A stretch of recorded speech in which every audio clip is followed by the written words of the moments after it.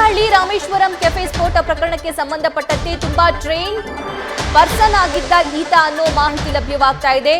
ಆ ತೀವ್ರತೆ ನೋಡಿದ್ರೆ ಟ್ರೈನಿಂಗ್ ಪಡೆದು ಈ ಬಾಂಬ್ ಇಟ್ಟಿರೋದು ಅನ್ನಿಸ್ತಾ ಇದೆ. ಇನ್ನು ಬ್ಯಾಟರಿ ಕನೆಕ್ಟ್ ಮಾಡಿ ಸ್ಫೋಟ ಮಾಡಿರೋದು ಸ್ಪಷ್ಟವಾಗಿ ಗೊತ್ತಾಗ್ತಾ ಇದೆ. ಯೂಟ್ಯೂಬ್ ನೋಡಿ ಸ್ಫೋಟಕವನ್ನ ತಯಾರಿ ಮಾಡಿರುವಂತಹ ಸಾಧ್ಯತೆ ಕೂಡ ಇದೆ. ಯಾಕಂದ್ರೆ ಈ ಹಿಂದಿನ ಪ್ರಕರಣಗಳನ್ನ ನೋಡಿದಂತಹ ಸಂದರ್ಭದಲ್ಲಿ, ವಿಚಾರಣೆಯ ಸಂದರ್ಭದಲ್ಲಿ ಆ ಶಂಕಿತರು ಬಾಯ್ಬಿಟ್ಟಂತಹ ಅಂಶ ಅದು.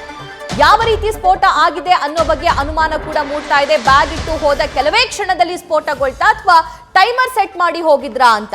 ಈ ಬಗ್ಗೆ ಮತ್ತಷ್ಟು ಡೀಟೇಲ್ಸ್ ನಮ್ಮ ಪ್ರತಿನಿಧಿ ಪ್ರಜ್ವಲ್ ನೀಡ್ತಾರೆ. ಪ್ರಜ್ವಲ್, ಒಂದು ಕಡೆ ಆತನ ಸಿಸಿಟಿವಿ ಫುಟೇಜ್ ನ್ಯೂಸ್ ಫಸ್ಟ್ಗೆ ಲಭ್ಯವಾಗಿದೆ. ರೋಡ್ ಅಲ್ಲಿ ಆತ ಬಾಂಬ್ ಇಟ್ಟು ತುಂಬಾ ವೇಗವಾಗಿ ಹೋಗ್ತಾ ಇರ್ತಾನೆ. ಆ ಟೈಮಲ್ಲಿ ಪದೇ ಪದೇ ವಾಚ್ ಕೂಡ ನೋಡ್ತಾ ಇರ್ತಾನೆ. ಇದೆಲ್ಲವನ್ನು ಕೂಡ ಗಮನಿಸಿದ್ರೆ ಏನಾಗಿರುವಂತಹ ಸಾಧ್ಯತೆ ಇದೆ? ಈತ ಎಕ್ಸ್ಪರ್ಟ್ ಆಗಿರಬಹುದಾ?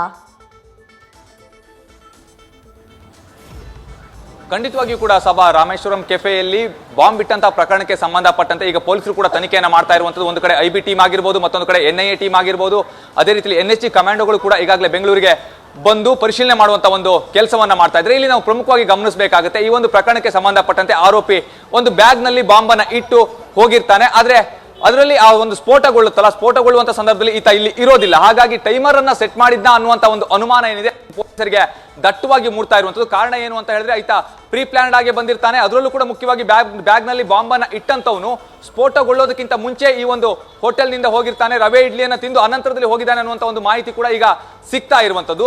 ಅಷ್ಟೇ ಅಲ್ಲದೆ ಈತ ಕ್ಯಾಪ್ ಅನ್ನ ಕೂಡ ಧರಿಸಿಕೊಂಡು ಬಂದಿದ್ದ. ಹಾಗೆ ಮುಖ ತೋರದೇ ಇರುವಂತಹ ರೀತಿಯಲ್ಲಿ ಕವರ್ ಮಾಡಿರ್ತಾನೆ. ಅದೇ ರೀತಿಯಲ್ಲಿ ರಸ್ತೆಯಲ್ಲಿ ಓಡಾಡುವಾಗಲೂ ಕೂಡ ಫುಟ್ಪಾತ್ ಮೇಲೆ ಎಲ್ಲೂ ಕೂಡ ಈತ ಓಡಾಡಿರೋದಿಲ್ಲ, ರಸ್ತೆಯ ಮಧ್ಯದಲ್ಲಿ ಓಡಾಡಿರ್ತಾನೆ. ಇನ್ನೊಂದು ಕಡೆಯಲ್ಲಿ ಗಮನಿಸ್ತಾ ಹೋದ್ರೆ ಈ ರೀತಿಯ ಒಂದು ಆ ಸ್ಫೋಟದ ತೀವ್ರತೆಯನ್ನು ನಾವು ಗಮನಿಸ್ತಾ ಹೋಗಬೇಕಾಗುತ್ತೆ. ಇಲ್ಲಿ ಸ್ಫೋಟದ ತೀವ್ರತೆ ಎಷ್ಟರ ಮಟ್ಟಿಗೆ ಇದೆ ಅಂತ ಹೇಳಿದ್ರೆ, ಸಣ್ಣ ಪ್ರಮಾಣದಲ್ಲಿ ಒಂದು ಸ್ಫೋಟ ಆಗಿದೆ, ಇಷ್ಟೊಂದು ದೊಡ್ಡ ಪ್ರಮಾಣದಲ್ಲಿ ಅಂದ್ರೆ ಆ ರೀತಿ ಬ್ಲಾಸ್ಟ್ ಆಗೋಕೆ ಸಾಧ್ಯವೇ ಆಗ್ತಾ ಇರಲಿಲ್ಲ. ಇಲ್ಲಿ ಬಳಸಿದಂತ ವಸ್ತುಗಳಾಗಿರ್ಬಹುದು, ಅದರಲ್ಲೂ ಕೂಡ ಮುಖ್ಯವಾಗಿ ಐಡಿಯನ್ನು ತಯಾರು ಬಳಸುವಂತ ಒಂದು ವಸ್ತುಗಳಾಗಿರ್ಬೋದು, ಅವನ್ನ ಬಳಸದೇ ಇದ್ರೂ ಕೂಡ ಕಚ್ಚಾ ಬಾಂಬ್ಗಳನ್ನು ತಯಾರು ಮಾಡುವಂತ ರೀತಿಯಲ್ಲಿ ಇದನ್ನ ಪ್ರೀ ಪ್ಲಾನ್ಡ್ ಆಗಿ ಬಳಸಿದ್ದಾರೆ. ಅದರಲ್ಲೂ ಕೂಡ ಮುಖ್ಯವಾಗಿ ಆತ ಒಂದೇ ಇಂಜಿನಿಯರ್ ಆಗಿರಬೇಕು, ಇಲ್ಲ ಮೆಕ್ಯಾನಿಕ್ ಆಗಿರಬೇಕು, ಅಥವಾ ಎಲೆಕ್ಟ್ರಿಷಿಯನ್ ಆಗಿರಬಹುದು ಅನ್ನುವಂಥ ಒಂದು ಅನುಮಾನ ಕೂಡ ಇಲ್ಲಿ ಮೂಡ್ತಾ ಹೋಗುತ್ತೆ. ಕಾರಣ ಏನು ಅಂತ ಹೇಳಿದ್ರೆ, ಬೇರೆ ಯಾರು ಕೂಡ ಈ ರೀತಿಯ ಒಂದು ಬಾಂಬನ್ನು ತಯಾರು ಮಾಡಲಿಕ್ಕೆ ಸಾಧ್ಯವಾಗೋದಿಲ್ಲ.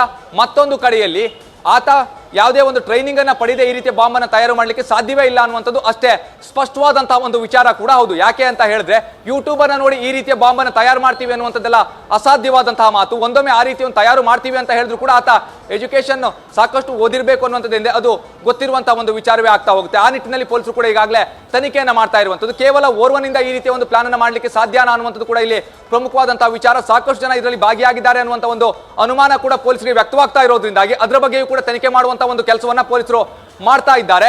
ಇನ್ನೊಂದು ಕಡೆಯಲ್ಲಿ ಈ ಹೋಟೆಲ್ ನಲ್ಲಿ ಒಂದು ಕಡೆ ಗುರುತು ಮಾಡಿ ಹೋಗಿದ್ದ ಅನ್ನುವಂತ ಒಂದು ಅನುಮಾನ ಕೂಡ ಪೊಲೀಸರಿಗೆ ವ್ಯಕ್ತವಾಗ್ತಾ ಇರುವಂತದ್ದು. ಕಾರಣ ಏನು ಅಂತ ಹೇಳಿದ್ರೆ, ಈತ ಒಂದು ವಾರದಿಂದಲೂ ಕೂಡ ಈ ಒಂದು ಹೋಟೆಲ್ ಅನ್ನ ಅಬ್ಸರ್ವ್ ಮಾಡಿರಬಹುದು, ಅಥವಾ ಅಕ್ಕಪಕ್ಕದ PGಗಳಲ್ಲೂ ಕೂಡ ಉಳ್ಕೊಂಡಿರಬಹುದು, ಅಥವಾ ಇಲ್ಲೇ ಯಾವುದೋ ಒಂದು IT-BT ಕಂಪನಿಯ ಉದ್ಯೋಗಿಯೂ ಕೂಡ ಆಗಿರಬಹುದು.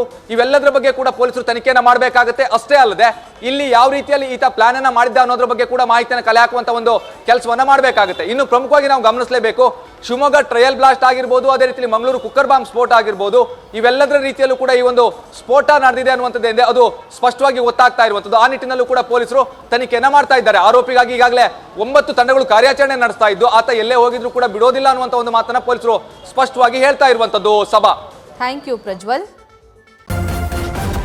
ನ್ಯೂಸ್ ಫಸ್ಟ್ ನಿರ್ಭೀತಿಯಿಂದ ನಿಮ್ಮ ಪರವಾಗಿ.